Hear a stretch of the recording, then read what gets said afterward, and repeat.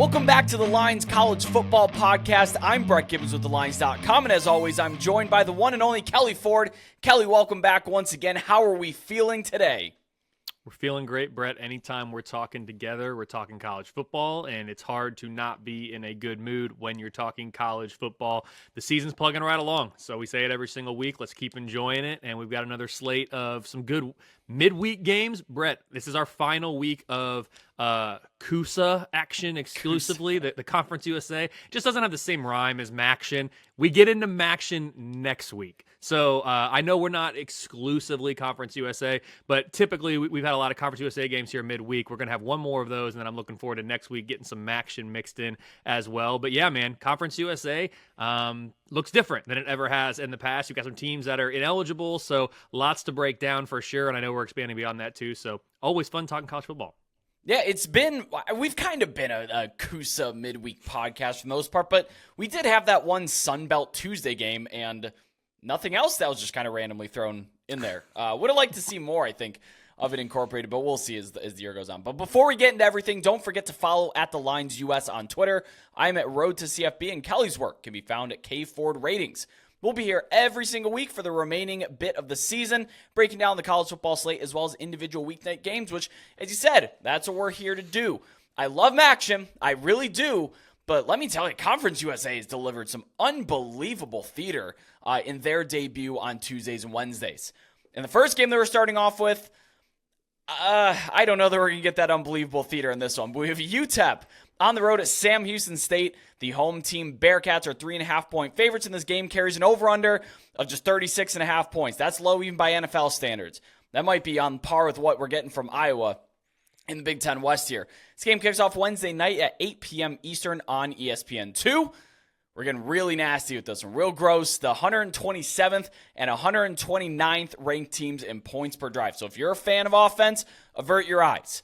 A loss here likely ends UTEP's bowl bid. And if Sam Houston loses, they are definitely out of bowl bid. If you can come back from starting, what are they, 0-7? Good for you. I think their bowl bid's probably long over, but I think a loss here absolutely mathematically seals it. The Cade McConnell experience, it burned brief and bright. He completed less than 50% of his passes for less than 5.5 yards per attempt last week. The talent's there. He's only a freshman, but I don't really view him as the dangerous gunslinger that we saw in that first quarter against FIU. I think that was just a fun little surprise that we're probably not getting back from UTEP for the rest of the year. It's still unclear if Gavin Hardison goes. He's been out for 3 games, but he's clearly the best quarterback on this roster, if not consistent. That's not really much of a high bar to clear, though. UTEP is rushing on about 60% of its plays over their last 3 games, so the game plan's clear. But the offensive line isn't really getting a push. Deion Hankins has the second most rushing attempts in Conference USA, but less than a third of his yards come before contact. That's telling me he's a workhorse. He's running over tackles and just kind of getting the yardage himself, since the offensive line isn't really paving much of a way for him. The difference between these two teams, though, Sam Houston State does generate quality possessions, even if they don't always finish them. UTEP, they don't do either thing well, and I think that's why you're seeing the Bearcats remain the favorite here. Not only that, but actually getting action whenever this line touches 3. Sam Houston State money comes in and pushes it to 3.5. They're throwing the ball much more with Keegan Schumacher now, and he's getting yards despite them shortening his throws. So it used to be a lot more down the field stuff with a lot lower success rate and, by extension, a lot fewer yards.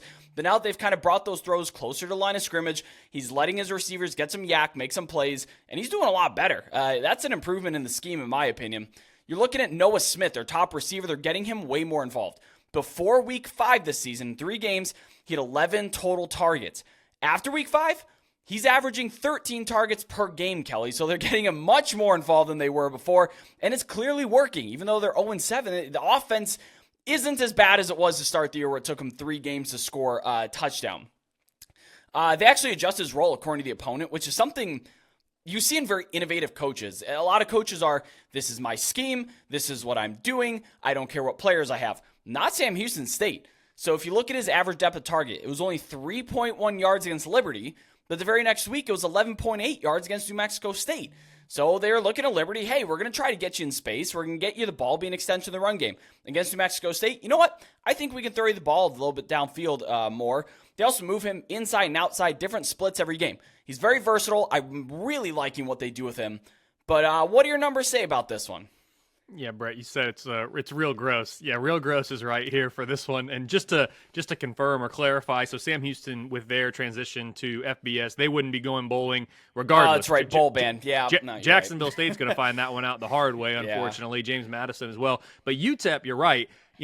Already 2-6 on the year. They've got to win out. It's disappointing because coming into this year, my numbers gave UTEP a 43% chance to go bowling. That's now down to a less than 1% chance because not only are they going to be a projected underdog here, as I'm going to talk about, but in each of their remaining games. I mean, they still got Western on the schedule. They still got Liberty on the schedule and a trip to Middle Tennessee. So it's probably just not going to happen for UTEP this year, which is disappointing for a team that I thought, was almost a 50% chance to make a bowl coming in. But this game, Brett, talk about gross, has a watchability score of 3.1. It makes it a top 5 sicko game of the week. So for all the sickos out there who really like to dive into these lowly rated watchability score games, this is one for you. I really thought Sam Houston was going to get their first ever FBS win last week at home against FIU. Just wasn't meant to be, Brett. They fell 27-33 in overtime to FIU. The model now thinks, though, that that's going to happen this week. I have Sam Houston -4, so a little bit more than Vegas. I can understand why when it touches 3, it bounces back up. It's a 61% win expectancy for the Bearcats. Neither of these teams, Brett, has been power rated better than number 116 all year. Currently, Sam Houston's number 120, UTEP's number 122. The Sam Houston offense, currently number 131. It's been bottom 3 the entire year. It spent 4 weeks as the worst offense in the country, but you're right. It is better than it was at the beginning of the year, and I think my numbers speak to that as well. The UTEP defense is currently number 117. That's a season low, so slight edge to UTEP on that side, ever so slight. The UTEP offense is number 119. The difference for me in this game is the defense here for Sam Houston. I have them number 70 nationally in this game. It's the only unit that is top 115. Plus, this game is in Huntsville. Bottom line, Sam Houston -4, 61% win expectancy for the Bearcats, and they get their first ever FBS win. Boy, you said you thought that was coming last week. If I had the ability to project graphics onto here, which I could hit screen share, but I'm not going to do that to our graphics department, you should definitely go look up ESPN's win probability graphic on Sam Houston State FIU. It is a almost vertical line at the end of that game. That was a lot of fun. But that's like what Conference USA's been this whole Tuesday. Like, it's not a lot of fun if you're betting on it because you're sweating it out, but it's a lot of fun. It's just good theater. It's great TV. I've actually really enjoyed it. Yeah, you said it. UTEP's not really a good football team. They're not really playing great right now. But that said, on this side of 3, you're looking at 36-point over-under against a winless team that's had some very unfortunate finishes. I think UTEP with the points is probably the correct side on this one. That's the way that I lean. Just from a, it's not a team versus team thing. This comes down to like a betting mechanics and just kind of understanding the situation of what we have here. Probably UTEP with the points for me. That's a gross one, though. Really gross one. Moving forward, Kelly, it gets a lot better here. Fascinating games. I don't know if this is the game that really increases our talent level on the field all that much, though. We have Syracuse on the road at Virginia Tech. The Hokies are 3-point home favorites with an over-under 47 points. So it kicks off Thursday night at 7:30 p.m. Eastern on ESPN. We're in week 9, and I'm still not sure I know what Syracuse really is yet. To steal a line from the solid verbal that they use, I don't know where they got it from, but we'll know what Syracuse is definitively by December. And I think that's what we're going to have to deal with this team this year. Look, they're 3-0 against Western Michigan, Purdue, and Army. They're 0-3 against North Carolina, Florida State, Clemson. So they're beating the bad teams, worse teams, and they're losing to the better teams. But where do they fall among the rest of the ACC? I guess we're going to find out in this game, considering Virginia Tech is among that other ACC bucket. Syracuse, they're down their top receiving targets. Oronde Gadsden, the probably the best player on their whole roster, their tight end, he's out for the season. Trevor Pena, he's been out. He hasn't played yet. Don't know if he's coming back or not. That's not helping this offense at all. Garrett Schrader, he is the 3rd most sacked quarterback in the ACC and perhaps most inexcusable. 25% of his pressures turn into sacks. He's really bad at avoiding them. He loves stepping into them. He loves not seeing players coming, holds on to the ball a little bit too long. And a result from that is he has 7 fumbles on the season, including 3 alone in that game against Clemson. 208 of his 430 rushing yards on the season, and 4 of his 6 rushing touchdowns came in one single game against Purdue. So if you're just looking at his aggregate stats, you kind of have to break down and realize he had a heck of a game against Purdue and a whole lot of nothing outside of that. The bottom line is the offensive line just stinks. His team's 111th in rushing success rate. They're at just 3.2 a carry in their last games. On the other side, Virginia Tech, they're dealing with their own injuries in their own right. Grant Wells hasn't played the preseason starting quarterback since week 2. I'm going to be honest, I'm not really sure that's the worst thing in the world. However, what does hurt them is a star receiver that came in from ODU in the portal, Allie Jennings. He's out for the rest of the season. He's been out for a couple of weeks. That really hurts the offense. Kyron Drones, the quarterback that has been starting, he's been really hit or miss. He's very risk-averse through the air, which is fine, but doesn't really get the job done when it comes to needing to score a lot of points. But he's very dangerous with his legs. He's a really good runner. He's actually the team's leading rusher on the season. Syracuse has not faced a quarterback with as many designed rush attempts as Drone.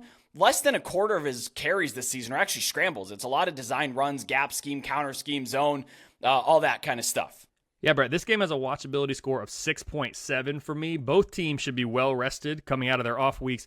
And man, did Syracuse in particular need it. The Orange opened the year 4-0, Brett. They rose to as high as number 22 in my most deserving rankings before dropping their first 3 ACC games, as you mentioned. Granted, they were underdogs in each of those games as they faced Clemson, North Carolina, Florida State. Those are some of the best power-rated teams in the ACC. Virginia Tech also has a loss to Florida State on the resume, but the Hokies have wins over Pitt and Wake Forest in conference play. It's interesting, Brett, both of these teams face Purdue in the non-conference, with Syracuse winning on the road, Virginia Tech losing at home. The model has Syracuse -2 in this one. It's a 56% win expectancy for the Orange.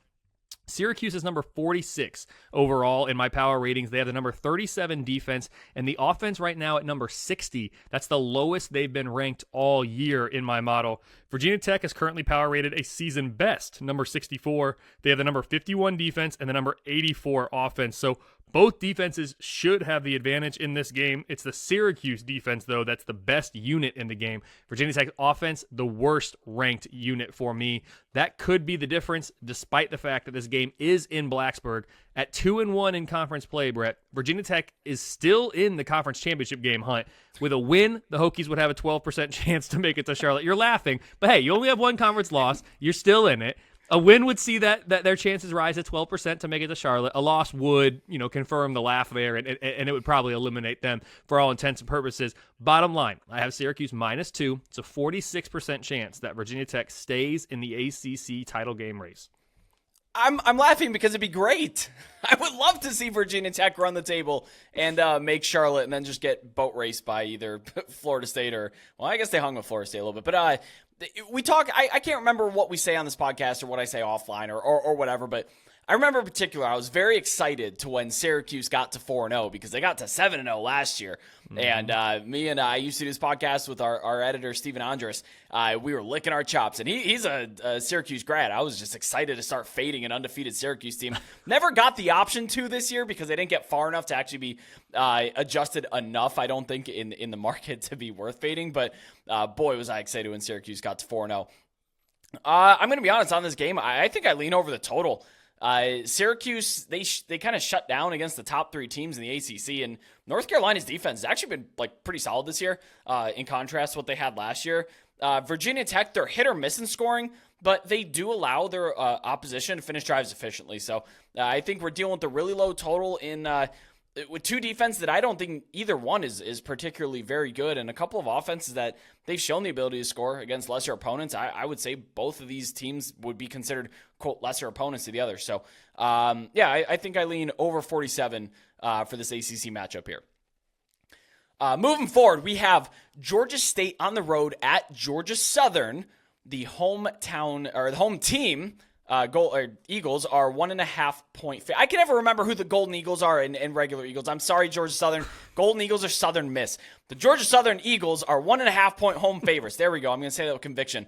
It has an over-under of 64 points. This game kicks off Thursday night at 7:30 p.m. Eastern on ESPN2.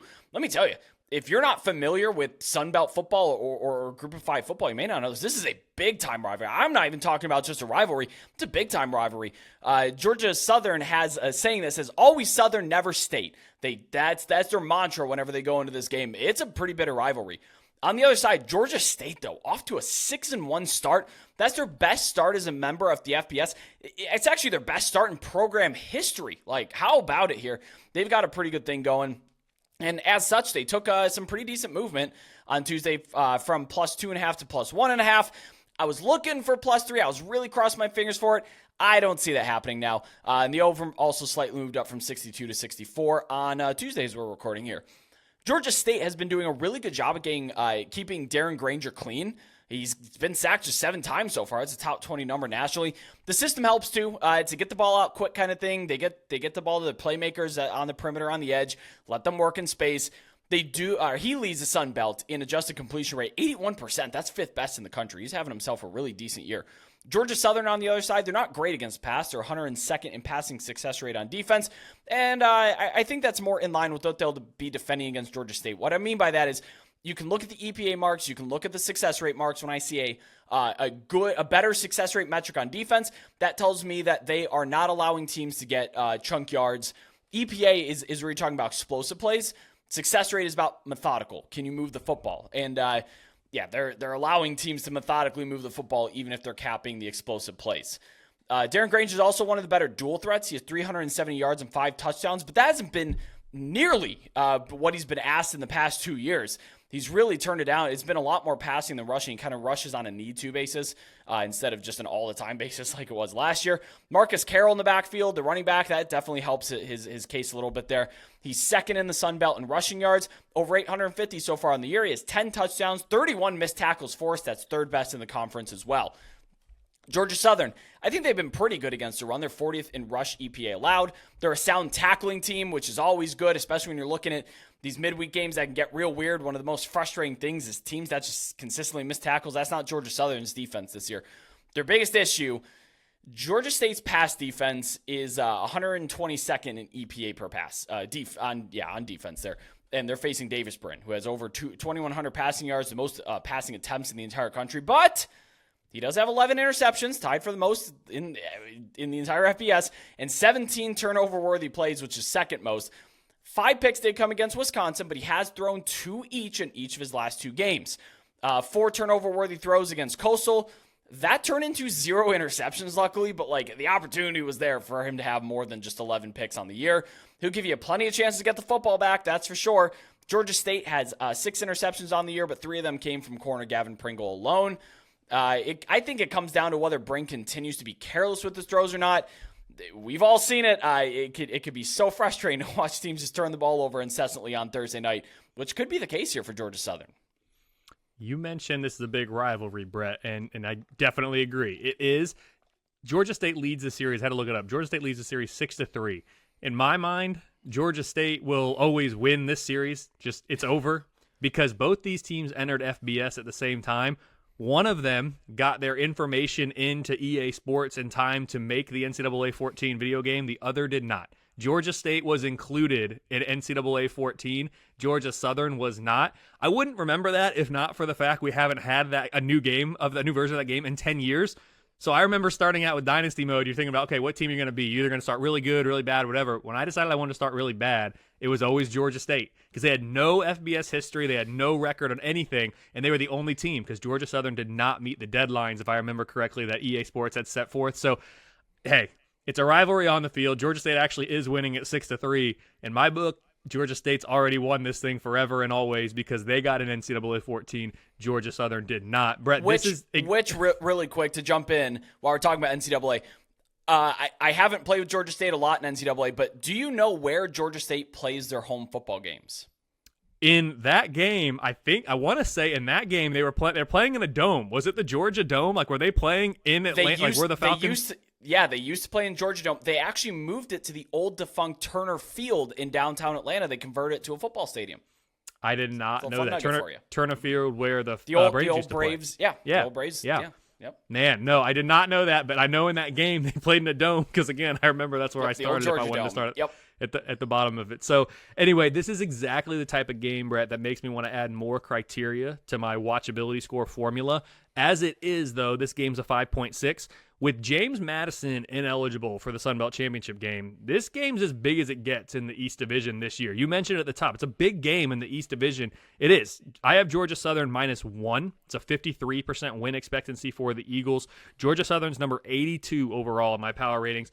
At number 53, this is the second best offense in the East Division, behind only Georgia State. But at number 104, this defense is the second worst in the division, better than only App State. Talk about a team that's been disappointing this year out of the Sun Belt, App State. I know we're not talking about them, but man, you're not used to seeing the Mountaineers at the bottom of the projected standings in the Sun Belt. It's not good for Georgia Southern, though, because Georgia State, they have the best offense that the Eagles will face all season based on my numbers. I started with Georgia Southern because they're my projected winner, and that's my rule. But to be honest, Brett, this game's all about Georgia State for me for some of the reasons that you mentioned. Panthers have a K Ford rating of -2.1, corresponding ranking of 74. Those are both season bests. And while the offense is the better of the two units here for the Panthers at number 43, it's the defense that is currently ranked at a season high number 90 on that side of the ball.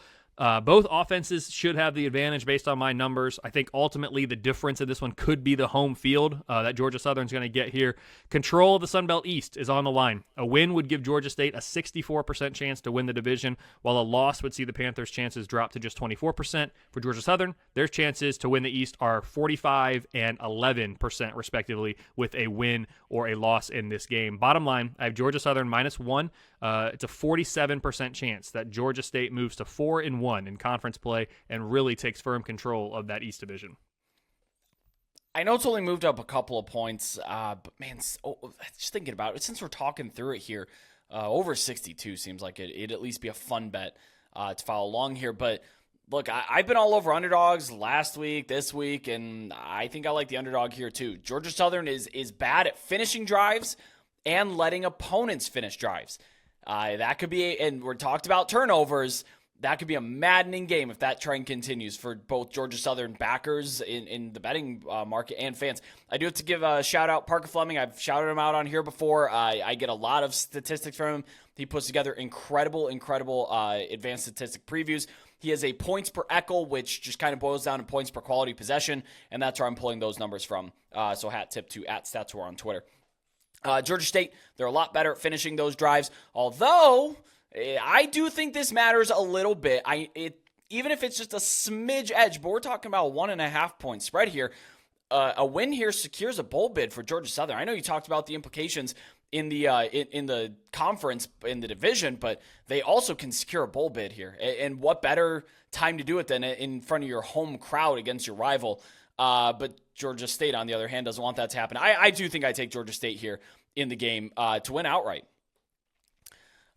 Moving forward, but we're on Friday now. We have FAU, a 4-point road favorite at Charlotte. That's an interesting line, and I'll talk about why here in a minute. This game carries a lovely over-under of 41 points.